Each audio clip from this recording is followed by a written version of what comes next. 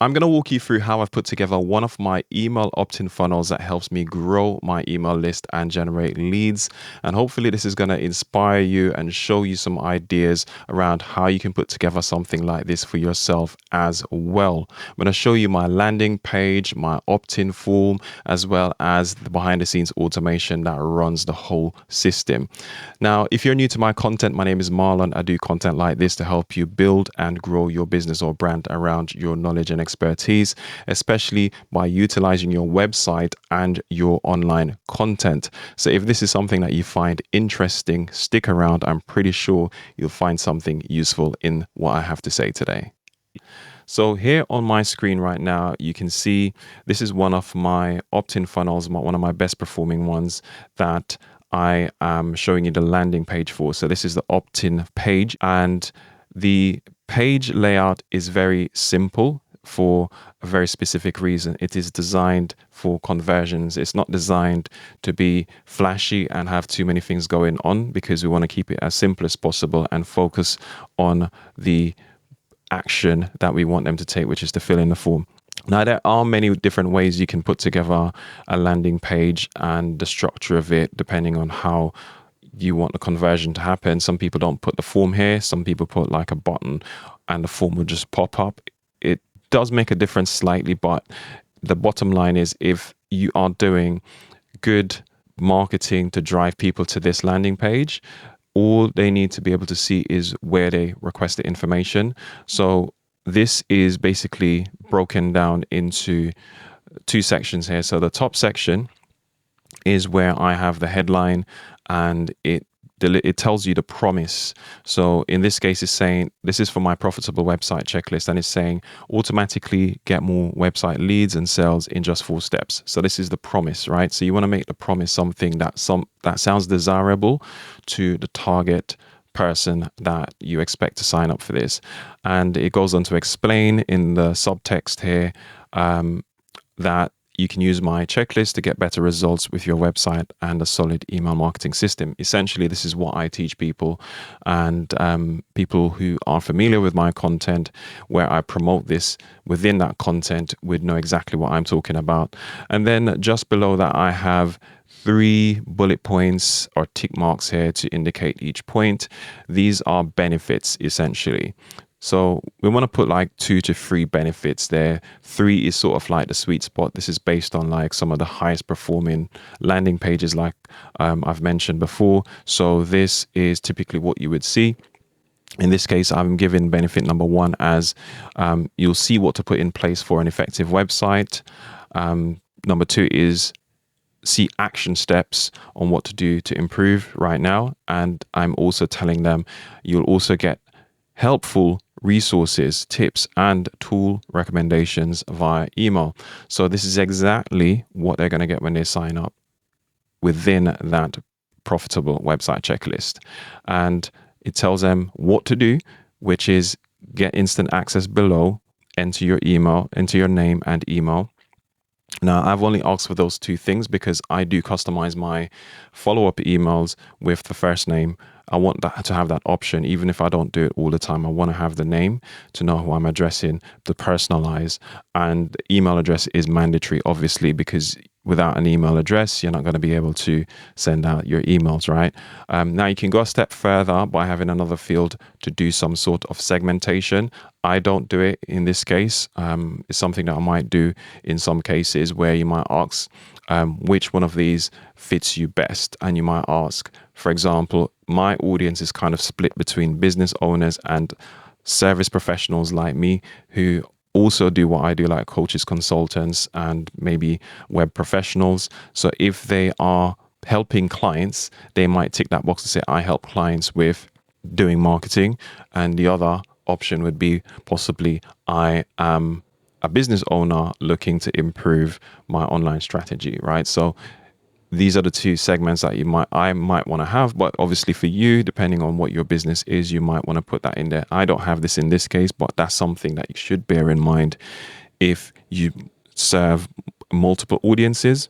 And then, as you can see here, all we have is the big bold button here that says get the free checklist, and I have some blurb below here that tells you exactly what you're signing up for. When you sign up, like a small print basically, when you sign up, you'll get updates and additional content and resources. And I'm making a point that I don't spam you. And I've also got a privacy policy. So this links to my privacy policy page if they want to go ahead and read that. Now, all someone needs to do is come in here, fill in their name and their email address. Now, look what happens when I fill in an email here. So I'm going to put test@test.com.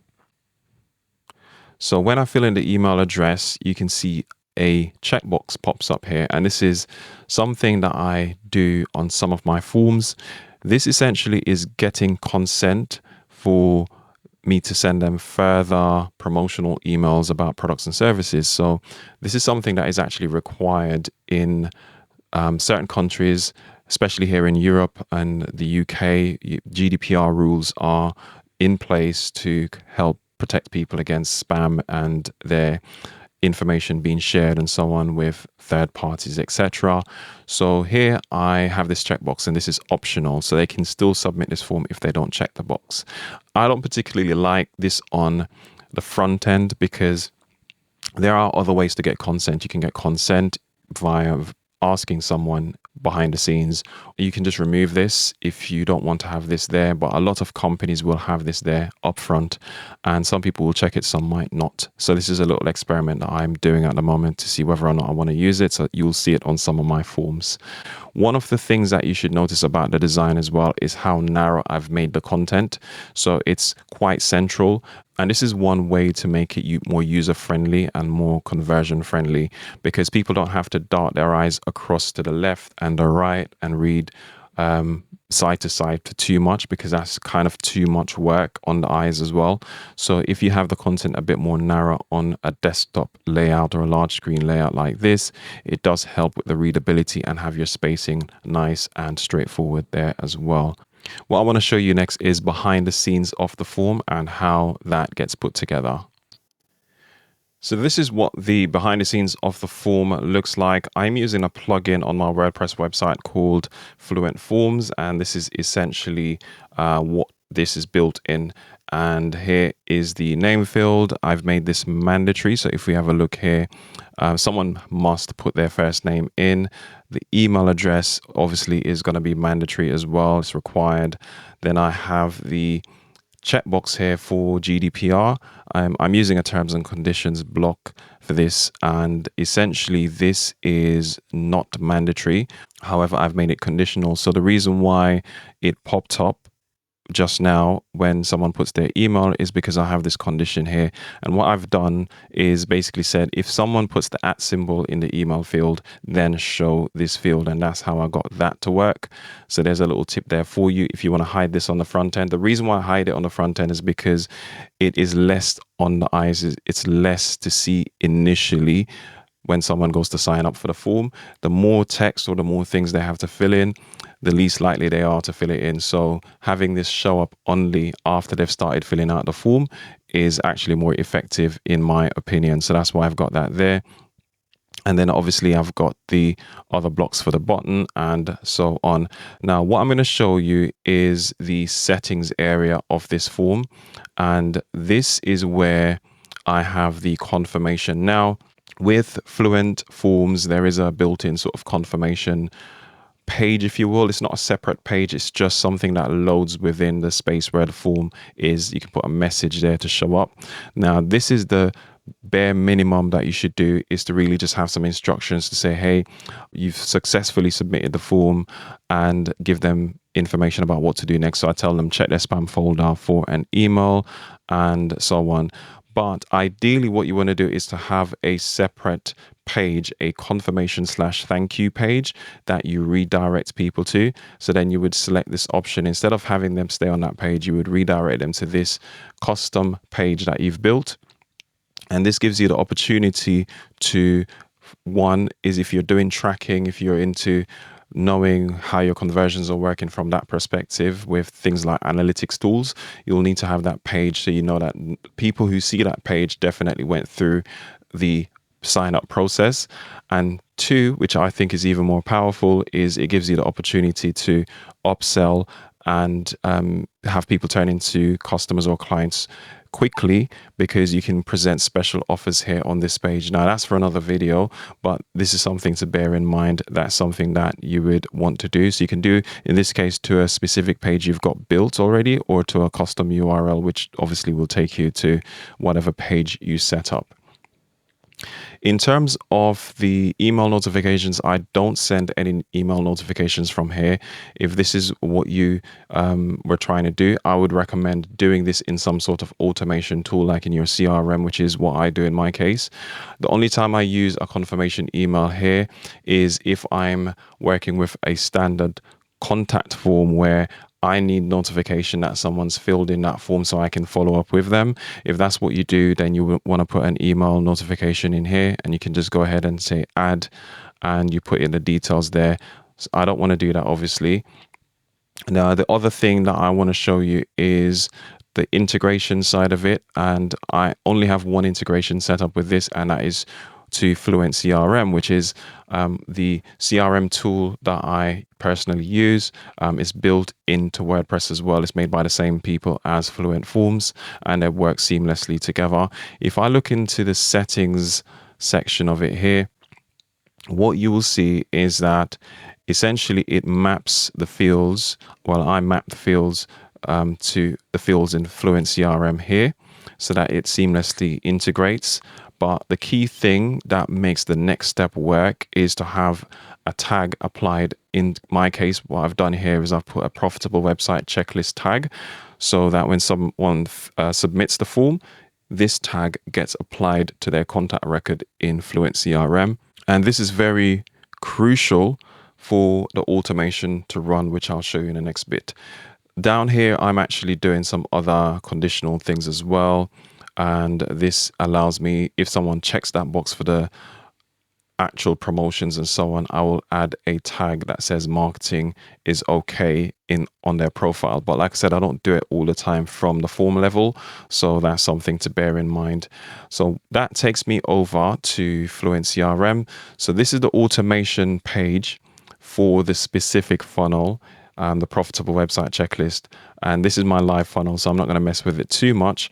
I'm just going to give you a quick overview of how it works here. So once that tag is added in Fluent Forms with the integration, then it triggers this automation. You can see this starts with this same tag here, and this is what runs the automation. And what I'm doing here is essentially sending them the delivery/introduction email. And in here, it's just a standard email that says, hey, here's the thing that you requested, and look out for additional emails coming with the additional resources and tips. And they have to click this link. This is a special link that I've put here that also confirms them as a subscriber on my list. Well, it tells me that they're engaged, and I have a video on this to show you how I set up a simulated double opt-in already. I will link to that in the description of this video or on screen. Check that out. It will break down all the details there, because I switch off double opt-in in most cases in my email marketing tool inside FluentCRM here specifically, simply because I want to manage that process myself and have more customizability. So essentially, if someone doesn't click the link, basically I can send them reminders. But if they do, they go through this branch here. In this case, I've got branches in other more up-to-date versions of this. I have one straight line. I don't have the branches anymore because I have another way that I do it. But here I'm adding some notes to their record to say this is what they clicked to confirm or they signed up for. This is just for paper trail in case I needed to go back and say what someone's done. I can have some notes here and when they did it with a timestamp. And essentially what I'm doing here is sending them through a sequence of emails, in this case a 4-day sequence, where I'm nurturing them, I'm sending them out the additional resources and tips, and I'm also introducing them to my product, services, and how I can help them. And essentially this is the end of the funnel down here. At this point you could then start sending them newsletters and so on. Now, hopefully what I've showed you today makes sense. And if it doesn't, and you have any questions related to any of it, leave comments below this video and I'll answer as much as I can within the first few days, especially of me publishing this video. Otherwise, reach out to me on my website, see how I can help you, because I do offer consulting where I can guide you one-on-one to help you with the strategy or to set up your funnels. And also I have resources that's going to help you out as well if you're trying to put this together on your own. So do have a look at marlonmcpherson.com. In the meantime, though, if you want to continue learning about something to do with your website strategy or your online content so you can continue to grow, check out a video that's linked on screen right now, and I'll see you in that one. Speak to you then.